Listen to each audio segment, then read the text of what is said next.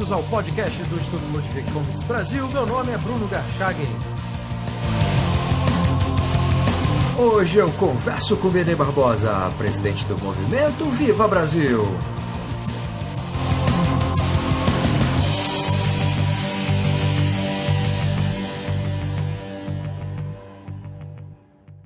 Seja muito bem-vindo, Benê. Obrigado, Bruno. Uma honra, um prazer estar aqui com você hoje. Obrigado. Benê, você é o presidente do movimento Viva Brasil, uma associação civil sem fins lucrativos que tem como objetivos principais apoiar iniciativas e agir em defesa dos direitos e garantias fundamentais do cidadão, da livre manifestação do pensamento, da livre expressão da atividade intelectual, etc. Mas o que chama mais atenção para o trabalho do Viva Brasil é a posição clara em defesa da liberdade individual de opção pela posse legal e responsável de armas de fogo. Por qual razão o grupo decidiu assumir essa bandeira? Aí são duas questões, né? A primeira é porque hoje no Brasil há muito pouca gente que faça isso, né? Falar de arma de fogo, falar no direito de possuir, de portar armas de fogo, ainda é um assunto pouco tabu, né? Então poucas pessoas têm coragem, né, de colocar aí a cara a tapa, e lembrando que nós não começamos agora, né? O movimento já tem 8 anos e eu já estou nisso há mais de 15 anos, né? E a segunda razão é porque nós enxergamos na questão do desarmamento um dos maiores ataques à liberdade individual, né? Não é à toa que na Constituição americana a primeira emenda fala de liberdade de expressão e a segunda emenda fala no direito à posse de armas, né? Você manter a liberdade do povo ter armamento, ter armas de fogo, é confiar nesse povo, é confiar no seu cidadão. E o governo brasileiro já provou muitas vezes que não confia em nós. Agora, Benê, no passado, eu lembro quando eu era criança, era comum as famílias terem armas em casa, não só no interior, como ainda continua sendo mais comum do que na cidade, mas também na cidade, né? E hoje as preocupações parecem que são outras, e esse tema, como você mesmo observou, parece que virou um tema tabu, embora ainda haja bastante gente que tenha ainda armas em casa, mas não falam muito disso. Agora, por que é importante para a sociedade brasileira ter o direito de comprar e ter o porte de armas? Bom, isso é verdade, né? Se você pegar 20 anos atrás, eu lembro que todas, por exemplo, as pastas masculinas, aquelas chamadas capangas, né? Todas elas vinham com coldre já dentro, porque era extremamente comum as pessoas possuírem e portarem armas de fogo. Nem por isso o Brasil era um país mais violento do que é hoje, muito pelo contrário, né? Você tinha uma violência aí, uma criminalidade muito, mas muito menor do que é hoje. O que aconteceu é que nos últimos 15, quase 20 anos, né, se estabeleceu aí uma meta, né, de se demonizar a arma de fogo, né, com o claro intuito de retirar essa liberdade do cidadão, de retirar esse direito do cidadão, né? E isso é extremamente preocupante. Por quê? Porque quando você fala em desarmamento, e o governo mente a partir do momento que ele usa essa palavra, porque o governo ele não está propondo um desarmamento, porque quando você propõe um desarmamento, você está falando em algo plurilateral, né, ou pelo menos bilateral. E o governo nunca se desarma, o Estado nunca se desarma, muito pelo contrário. Então o que ele está propondo é uma restrição ao cidadão, né, é a retirada da liberdade do cidadão de ter uma arma de fogo. E isso traz uma simbologia muito forte. Por quê? Porque quando o governo diz, olha, fulano de tal, você tem que entregar a sua arma, né? Você tem que se desarmar. O que ele está dizendo é o seguinte, você tem que se render, né? Você tem que, com esse gesto, né, mostrar que você confia a sua vida, a vida da sua família, a sua propriedade nas mãos do Estado, né? E isso é extremamente perigoso, uma vez que a gente sabe muito bem que o Estado não é onipresente, não pode ser onipresente, não deve ser onipresente, né? Sendo assim, o cidadão precisa continuar tendo essa opção de segurança, de defesa. Por que o Estado, eventualmente políticos e partidos políticos, defendem essa restrição? Restrições essas que podem variar até a completa impossibilidade do cidadão ter acesso a armas de fogo. Quer dizer, o que está por trás disso? Eles acreditam, esses políticos que propõem isso, eles acreditam sinceramente que reduzindo o número de armas legais, a violência será reduzida, ou há algum componente ideológico aí que a sociedade não percebe? Bom, alguém que acredite no desarmamento para a diminuição da criminalidade, ele só pode ser um inocente útil, né? Ou um imbecil útil, um desinformado, um ignorante nesse assunto. Pelo simples fato de que não há nenhuma experiência de desarmamento no mundo que foi capaz de reduzir a criminalidade. Muito pelo contrário. Os países que enveredaram por esse caminho tiveram uma crescente na violência, uma crescente na criminalidade, né? Inglaterra aconteceu isso, Austrália, Jamaica, né? Todos os países que enveredaram por esse caminho. Sendo assim, e acho que o Brasil já é um grande exemplo disso, que são 10 anos do Estatuto do Desarmamento e a criminalidade só cresce, né? Sendo assim, nós temos aqueles que sabem exatamente por que eles estão propondo isso. E é algo absolutamente ideológico. É a tentativa, né, de se manter no Estado o monopólio da força, né? É concentrar, né? Hoje nós temos uma política voltada ao estatismo, né, onde o Estado é tratado como se fosse um Deus, né, como se fosse o pai de todos, né? É o Estado babá tentando controlar aí a vida do cidadão, né? Então, quando as pessoas ouvem um político dizer que ele é a favor do desarmamento, né, ou qualquer pessoa, uma personalidade, um artista, como eles adoram fazer, um jornalista, ele pode facilmente classificá-lo ou como um idiota útil, né, ou como alguém mal intencionado, né, que quer realmente que a força esteja apenas e tão somente na mão do Estado.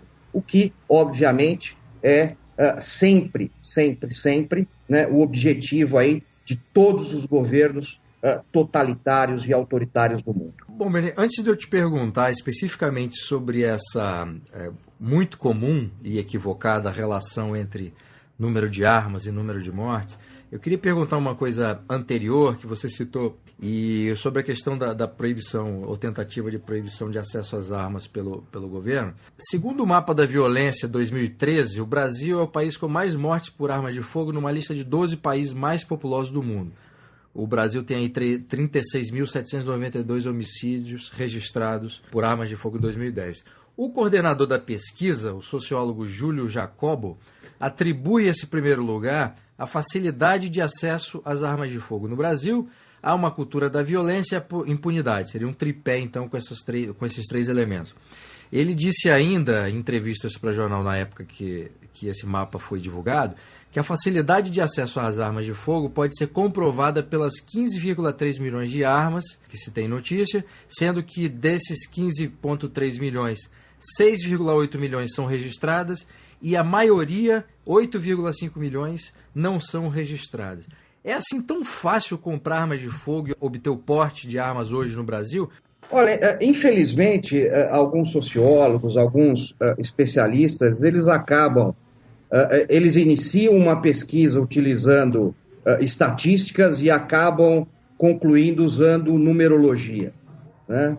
Você dizer que existe X armas ilegais no Brasil, com a precisão que eles dizem, porque eles chegam ao número unitário, é uma coisa que nem a mãe de Iná explica, né? Isso é uma coisa completamente sobrenatural, né? Então vamos falar do que a gente pode falar, que são as armas registradas, que em algum momento foram registradas, e aí você tem uma noção do que é a quantidade de armamento no Brasil. O Brasil é um dos países mais desarmados do mundo, né?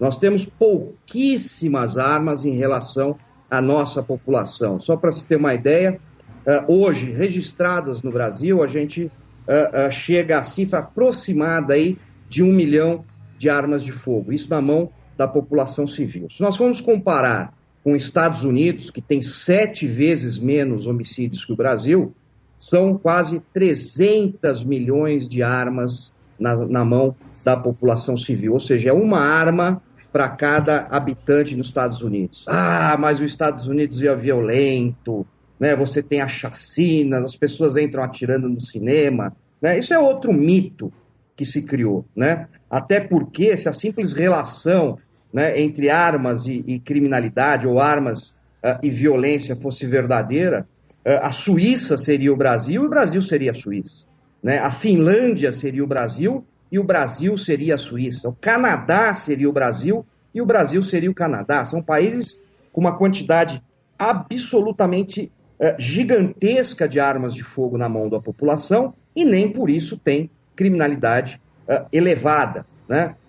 Então, assim, essa é a primeira questão. A segunda é o seguinte, quando ele diz que é fácil adquirir armas no Brasil, ele não está completamente errado. Por quê? Porque você tem o comércio ilegal, né? E hoje o comércio ilegal, tudo que a polícia consegue fazer é enxugar gelo, né? Ela confisca, ela recolhe das ruas, ela apreende, né, milhares de armas por mês em todo o Brasil, e ao mesmo tempo, pelas nossas fronteiras, que são verdadeiros queijos suíços, essas armas continuam entrando.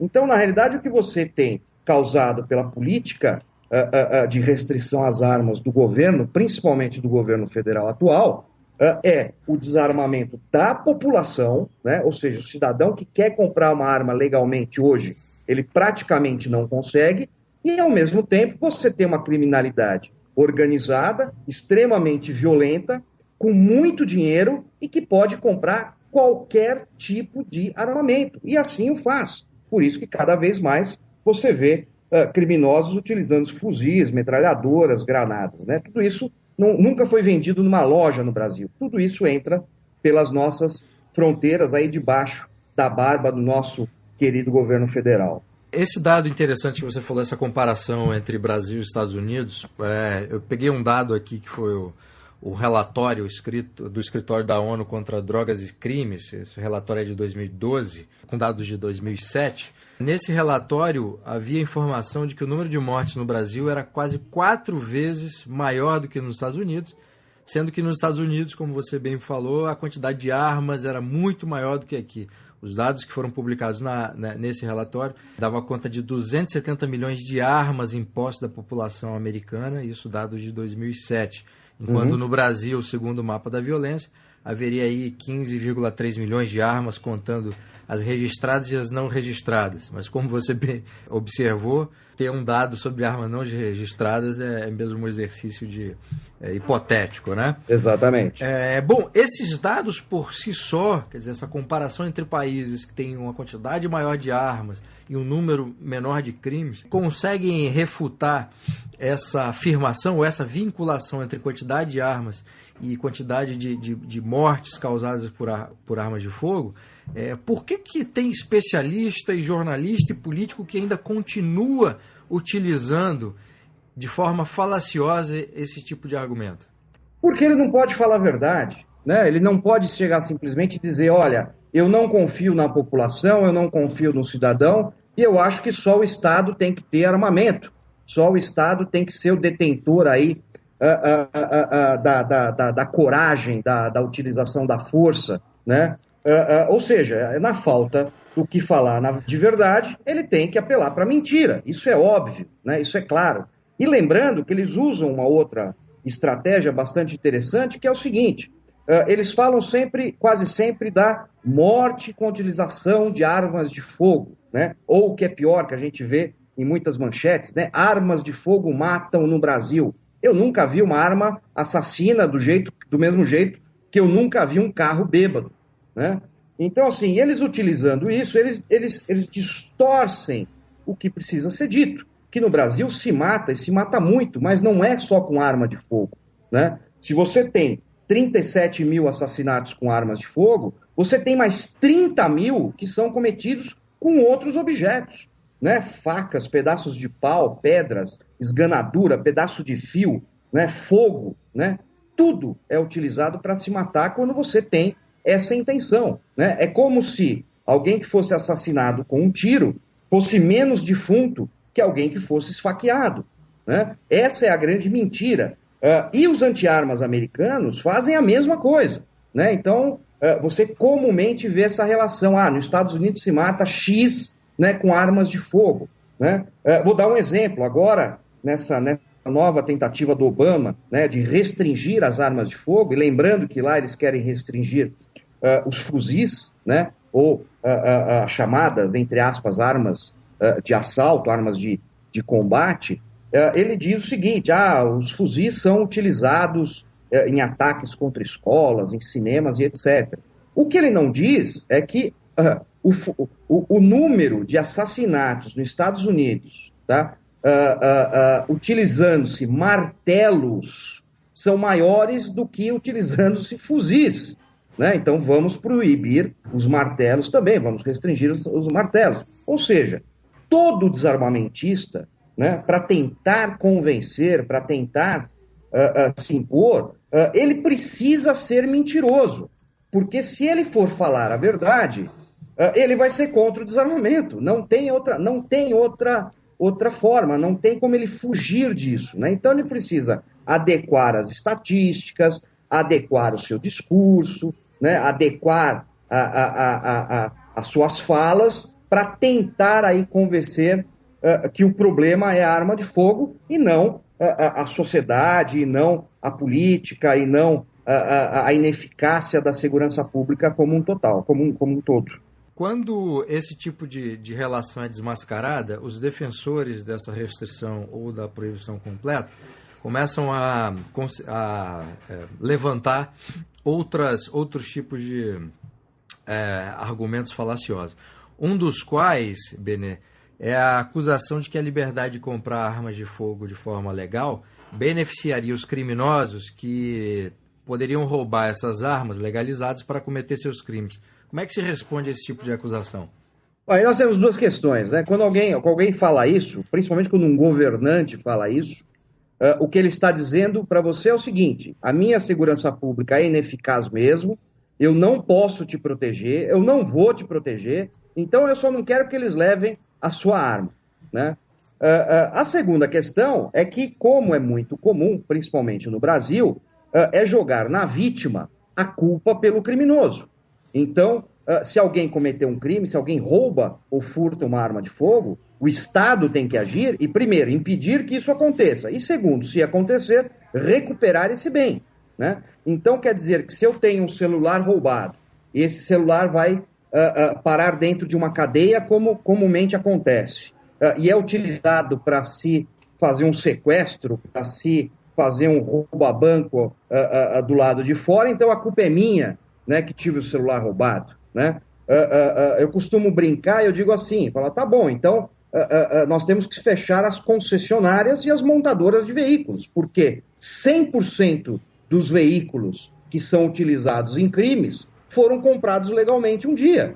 Você não tem contrabando de veículos, nem montagem pirata de veículos no Brasil, né? Então a lógica é essa, você não pode culpar a vítima, né, pela ineficácia, pela ineficiência total do Estado em prover segurança pública. Isso é uma enorme mentira, tá? Você acreditar que um criminoso depende, né, de achar um cidadão que tem uma arma em casa para se armar é uma enorme mentira, é uma mentira óbvia, né? Até porque, se isso fosse verdade, você não teria, por exemplo, como foi na ocupação do Morro no Alemão, ocupação falaciosa, inclusive, né? Você não teria 70% do armamento, que era o armamento produzido fora do Brasil e de uso restrito, né? Então é mais uma falácia dos desarmamentistas. Uma outra questão que é muito levantada por esses críticos ou defensores da restrição ou da proibição de compra e posse de armas de fogo se relaciona à questão de acidentes em casa. Esses casos em que crianças, adolescente ou jovem, pegam as armas do pai e acabam matando um colega, um amigo ou acabam se matando, né? Suicídio por acidente. Como é que se responde a esse tipo de acusação também? Isso é outro mito, né? Isso é outro mito. Infelizmente, há casos, né? Mas ainda assim são raríssimos, né? Só para você ter uma ideia, o último dado que eu lembro de cabeça é de 2011, que foram 54 acidentes fatais no ano inteiro, né? Lembrando que muitas vezes esses acidentes não são acidentes. Então, o que acontece? Tem lá o filho do fulano, que está envolvido com o tráfico de drogas, que está envolvido com o consumo de drogas, que tem uma vida já envolvida na criminalidade, e um dia ele resolve matar, né, um desafeto, muitas vezes menor de idade também. Então ele chama esse desafeto, pega uma arma, dá um tiro na testa desse inimigo, vamos dizer assim, e ele afirma que foi um tiro acidental, né? Aliás, é bastante espantoso, né, a quantidade de casos que você vê desse tipo, onde os tiros são absolutamente precisos na cabeça da vítima, né? Então, assim, dificilmente isso é um disparo acidental, né? Por outro lado, como todo e qualquer acidente, ele pode ser evitado. Então, você não pode, com a escusa de evitar um acidente, retirar um direito, retirar uma liberdade, né? Se for assim, você não vai poder ter produtos de limpeza em casa, que são os campeões de intoxicação de crianças. Você não vai poder ter piscinas em casa, porque são também campeões de problema. Há um livro nos Estados Unidos, que é o Freakonomics, né, que prova, né, que ter uma piscina em casa é 100 vezes mais arriscado para uma criança do que ter uma arma de fogo, né? O número de ocorrências fatais com piscinas é 100 vezes maior do que com armas de fogo, até porque a piscina não é visto como algo letal, então o cuidado acaba sendo menor, né? A questão do suicídio, óbvio, é uma questão muito mais complexa, que não pode ser reduzida, e isso é bastante comum, né? Reduzida a questão de ter uma arma ou não ter uma arma de fogo. Eu não sou especialista, não sou psicólogo, não sou psiquiatra, mas há vários estudos que comprovam que isso é algo extremamente complexo, né? Algo extremamente difícil, muitas vezes até de ser discutido e explicado, mas que não tem nenhuma relação com a existência ou não da arma de fogo. Agora, Benê, nesses casos em que o acidente, enfim, se demonstra claro que pode ser até minoria, aí tem a questão da responsabilidade dos pais, né? Por que os pais deixam as armas, enfim, carregadas e numa situação que pode ser facilmente encontrada, né? Aí também acho que deveria haver um trabalho nesse sentido, né? Mas a solução é sempre restringir, proibir, não... De forma nenhuma. Eu acho que proibir é sempre mais fácil, né? É sempre mais cômodo. Né? O governo adora proibir, né? A geração do é proibido proibir, adora proibir, né? A gente está vendo isso muito claramente agora. A questão é que a arma de fogo, como ela é vista muitas vezes como um tabu, né? As pessoas acabam acreditando nessas mentiras, nessas falácias, né? E tendem a esconder a arma das crianças. Isso é o maior erro que pode ser cometido, né? Pelo fato que uma criança tem simplesmente 24 horas por dia para ficar xeretando o que ela tem em casa. Eu já fui criança, né? Não há coisa que os meus pais fossem capazes de esconder de mim, né? Eu passava o dia, quando não estava na escola, passava o dia em casa, eu não era muito de brincar na rua, sempre fui meio nerd, e passava o dia inteiro vasculhando. Então eu sabia onde meu pai tinha a arma dele, eu sabia onde ele tinha munição, eu sabia onde ele tinha tudo. Porém, há uma diferença, né? O meu pai sempre me criou com a arma de fogo de forma responsável, né? De forma a saber do que se tratava, como manejar, o que podia ser feito e o que não podia ser feito. Então, a melhor maneira de você evitar um acidente é exatamente instruindo essa criança, né? É mostrando o que é uma arma de fogo, né? Como e quando ela pode ser vista. Então, quando eu queria ver a arma, eu simplesmente chamava meu pai e falava, pai, eu quero ver sua arma. E ele me mostrava. Então, eu não tinha que pegar escondido, eu não tinha que ficar caçando assunto, né? Eu sabia que aquilo era alguma coisa extremamente séria, né? Então, as pessoas, infelizmente, tendem a tentar esconder a arma, né? E a criança tem, obviamente, principalmente os meninos, tem uma curiosidade natural gigantesca por armas, né? E aí, quando ela não sabe como lidar com aquele objeto, é aí que acontece o acidente, né? Então, assim, entre os atiradores esportivos, há até um jargão, né? Um ditado que diz que o perigo não é o filho do atirador, o perigo é o filho do vizinho, porque é esse que não sabe o que é uma arma de fogo, não sabe lidar com essa arma de fogo e acaba causando um acidente. Esse exemplo que você deu foi plenamente adequado e isso aconteceu na minha casa. Tanto eu como o meu irmão fomos criados, meu avô colecionava armas e sempre nos apresentou dessa mesmíssima forma. E a gente nunca teve muito problema em lidar com o fato de ter arma em casa ou querer pegar escondido, porque essas armas nos foram apresentadas dessa mesmíssima forma. Exatamente. Você citou um livro aí que foi publicado nos Estados Unidos, e eu queria saber, há livros no Brasil, escritos por brasileiros, tratando dessa questão das armas? Não, infelizmente não.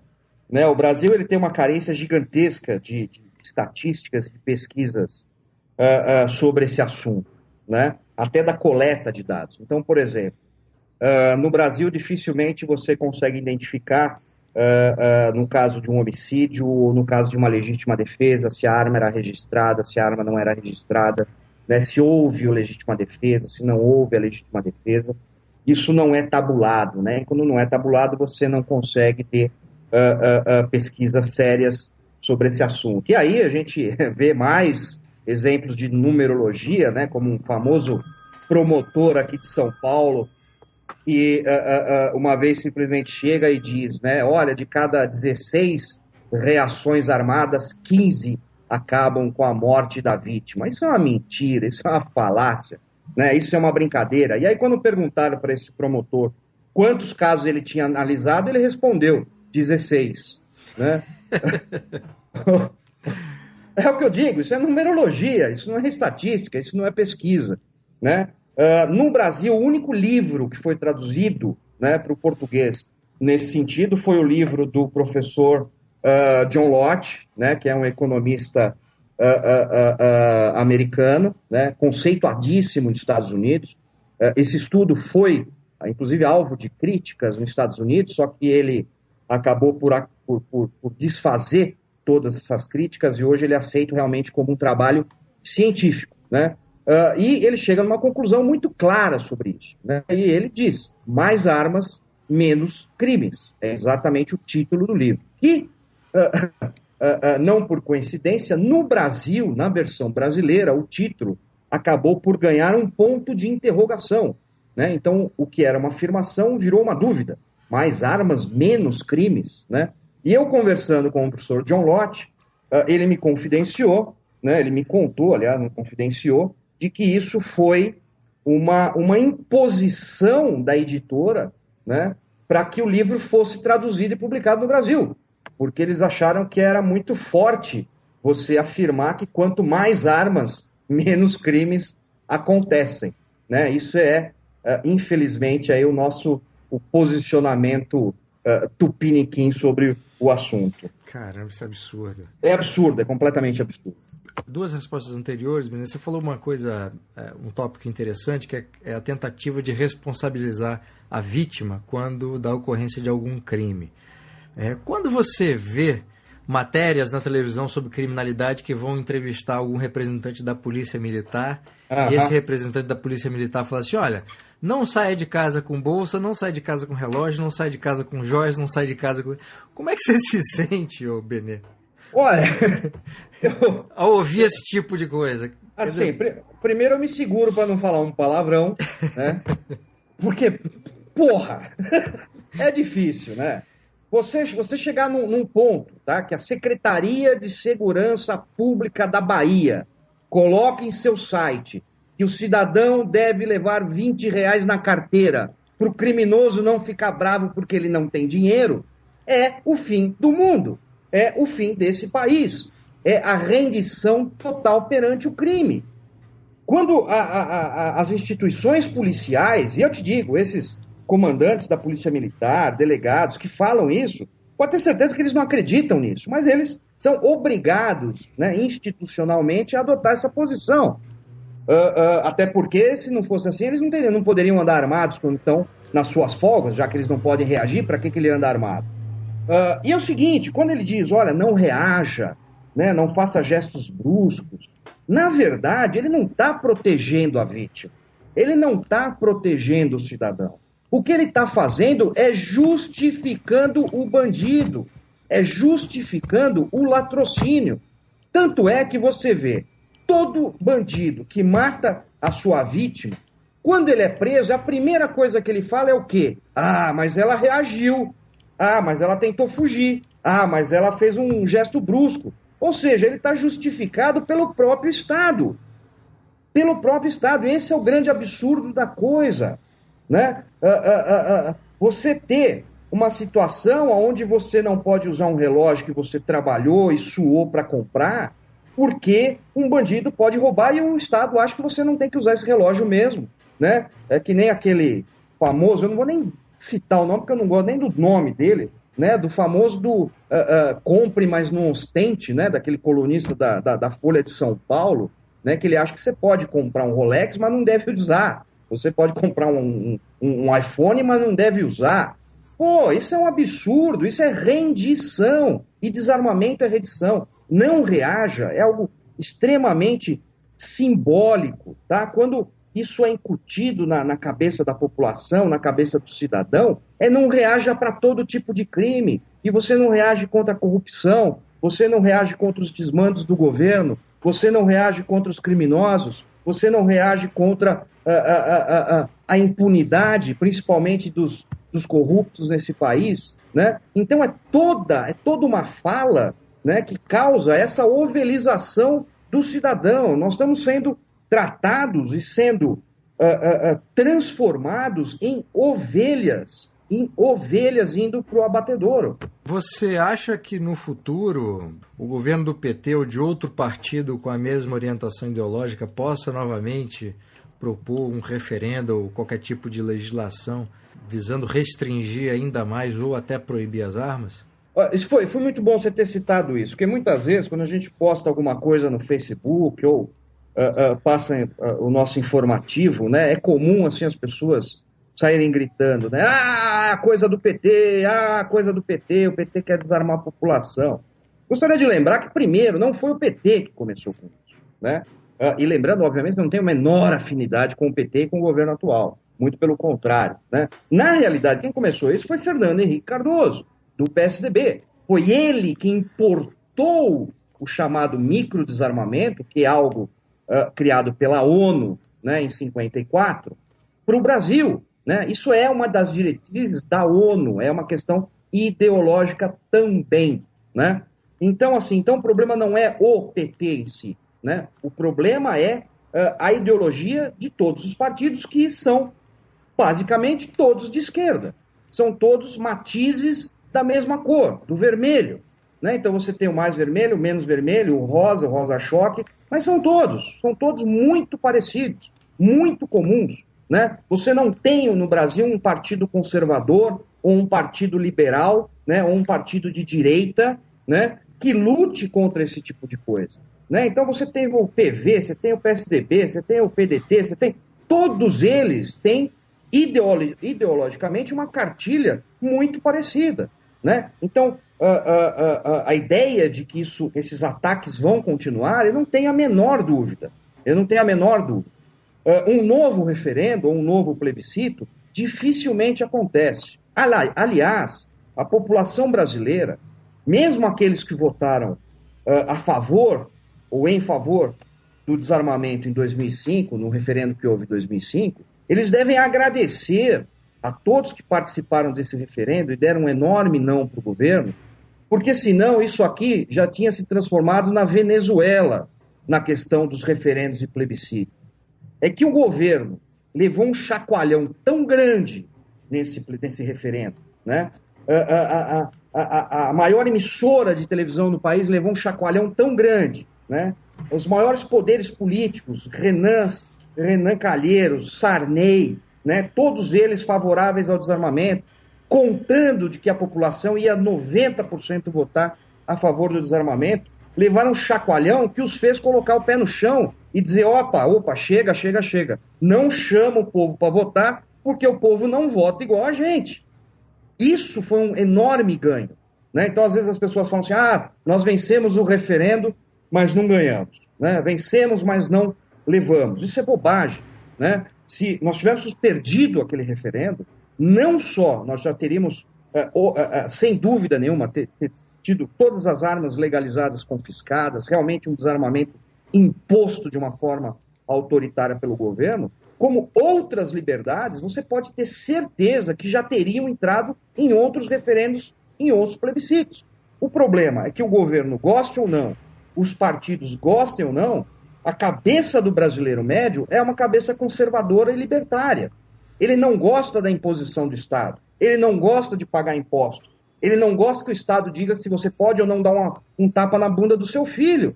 E isso acontece diariamente. Então parece não, né? Nós temos Brasília, né, o Congresso Nacional, que é uma ilha da fantasia, que vive num país que não é o Brasil, né? E, ao mesmo tempo, você tem uma posição ridícula, uma oposição ridícula, claudicante, fraca, que não consegue enxergar sequer os ganhos políticos de um posicionamento mais liberal, mais à direita.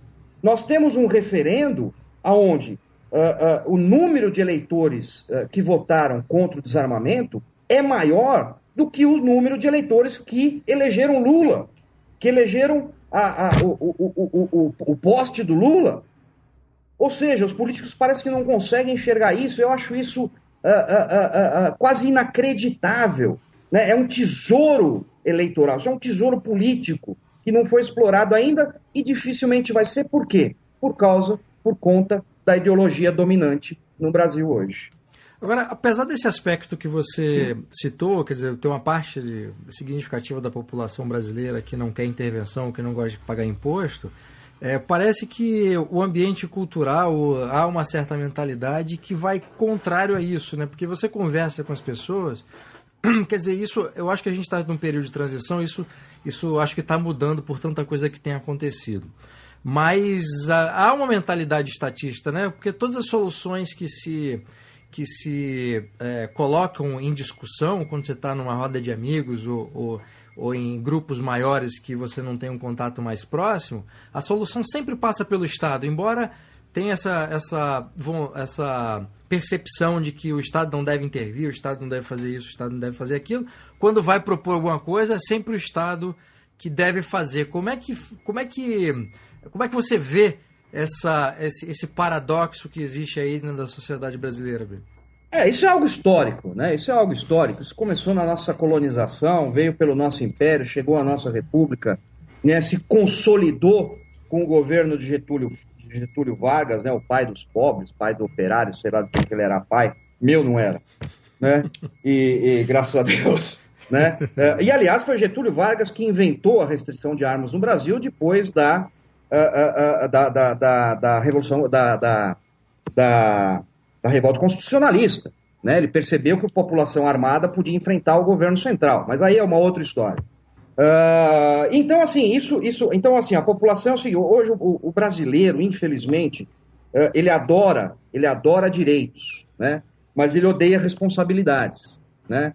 Então ele acha lindo quando o Estado te dá uma Bolsa Família, um Vale Leite, né? Tira os 20 centavos do ônibus. Ele adora ganhar brindes do governo, né? Ele adora ganhar espelho e apito e colares coloridos, como gostavam os índios. Ao mesmo tempo que ele se sente irresponsável por tudo isso, né? Então ele não aceita ser responsabilizado. E o governo, que não é bobo, o Estado que não é bobo, o status quo que não é bobo, ele fomenta isso, né? Então ele vai aos poucos, ele dá essas migalhas, né? Ele joga o pão ao povo, né? Um pouquinho de circo, né? E vai recolhendo as responsabilidades, vai dizendo, olha, é melhor você não ter uma arma de fogo, porque você pode ser assaltado, você pode se machucar, o bandido vai atirar em você, e aí deixa que o papai Estado cuida de você, porque eu estou 24 horas na porta da sua casa para te proteger. E a população vai acreditando, né? Hoje você vê, a quantidade de jornais de concurso que você tem no Brasil, eu acho que só existe no Brasil. Aliás, acho não, só existe no Brasil. Eu acho que não existe outro país no mundo com a quantidade de concurseiros que nós temos.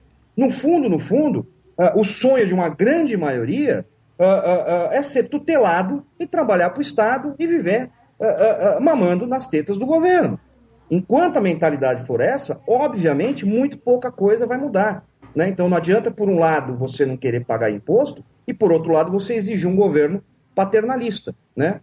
Eu acredito profundamente que isso vem mudando, né? Eu acho que o discurso liberal, o discurso libertário vem crescendo no Brasil, né? O discurso conservador também vem crescendo no Brasil, né?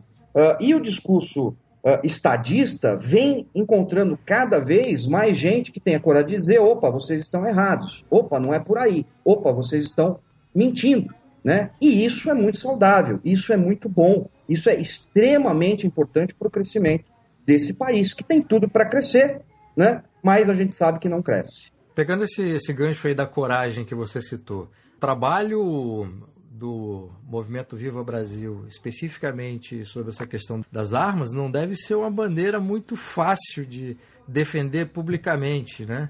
Já foi pior, já foi muito pior. Há mais de 15 anos, quando eu comecei, olha, eu não sei nem comparar, mas eu era o bicho-papão, né? Eu era o cara que queria, eu era o senhor da morte, o senhor das guerras, né? Eu queria distribuir arma para criancinha na creche, né? Eu lembro um debate que eu fui fazer com o Greenhalgh, né? Aquela criatura chamada Greenhalgh, um dos pais do desarmamento, no sindicato dos servidores da educação, aqui no litoral de São Paulo, e eu entrei com o meu assessor de imprensa, e eu não vi a plateia, né? E aí o meu assessor foi lá na plateia e ele voltou desesperado, olhou para mim e falou: Benê, vamos sair daqui agora, você vai ser linchado. Bom, tinha diretor do sindicato de saia, de vestido. Eram só velhinhas, velhinhos, minorias. Quando eu entrei, olha, eu acho que eu não fui fuzilado porque não existia nenhum bruxo real ali dentro, porque senão eu tinha caído com um infarte fulminante, um AVC, alguma coisa assim. Porque assim, o olhar para mim era de ódio, né? Enquanto o olhar para o Greenhalgh, que ia com uma roupa toda surrada, diferentemente do que a roupa, os ternos italianos que ele usa ou usava no Congresso, né? Uma roupa surrada, um sapato velho, um cinto desgastado. Isso não é brincadeira, isso é verdade, né? E assim, 2 horas depois do debate, eu saí de lá ovacionado. Pela primeira vez na vida, me pediram autógrafo. Eu não sabia nem como agir. As velhinhas pedindo para tirar foto comigo. Isso nunca tinha acontecido. Naquele dia, eu tive certeza que se a gente tivesse espaço, a gente convencia o país que o desarmamento era uma farsa. E foi exatamente o que aconteceu, né? Não foi fácil. Para você ter uma ideia, eu perdi simplesmente 3 empregos por conta disso. Fui demitido 3 vezes por conta desse posicionamento. Então, dizer que não existe censura no Brasil é uma enorme, uma gigantesca piada. Caramba. Bom, só para esclarecer os leitores aí, o Greenhalgh que você citou é Luiz Eduardo Greenhalgh, foi membro fundador do PT, foi deputado federal pelo PT de São Paulo. É advogado dos anistiados do regime militar, né? Do regime militar, exatamente. Ganhou alguns milhões com isso também.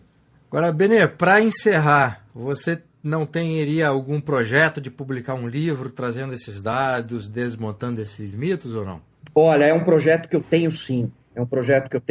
Andei até conversando outro dia com o Rodrigo Constantino sobre isso, né? Eu acho que, assim, outro dia eu parei um pouco para pensar e comecei a rascunhar alguma coisa, e assim, a quantidade de histórias, a quantidade de fatos que não vieram a público, né? Principalmente nos bastidores do referendo, né? A gente vê as jogadas sujas. Eu vou te contar uma rapidinho, 5 minutos, né?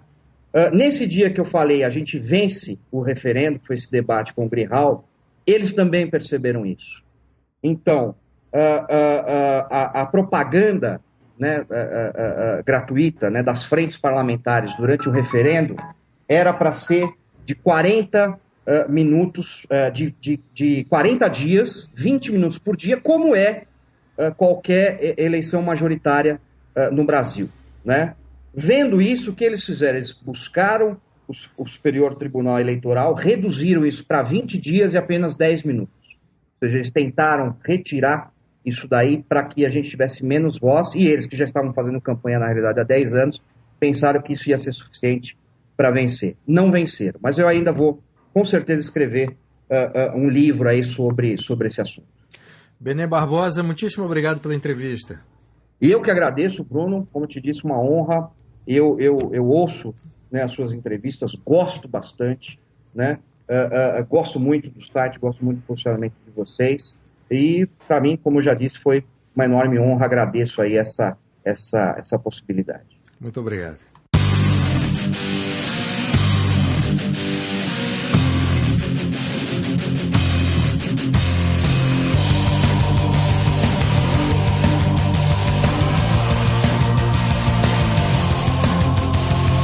Este foi o podcast do Instituto Ludwig von Mises Brasil. Meu nome é Bruno Garchagen.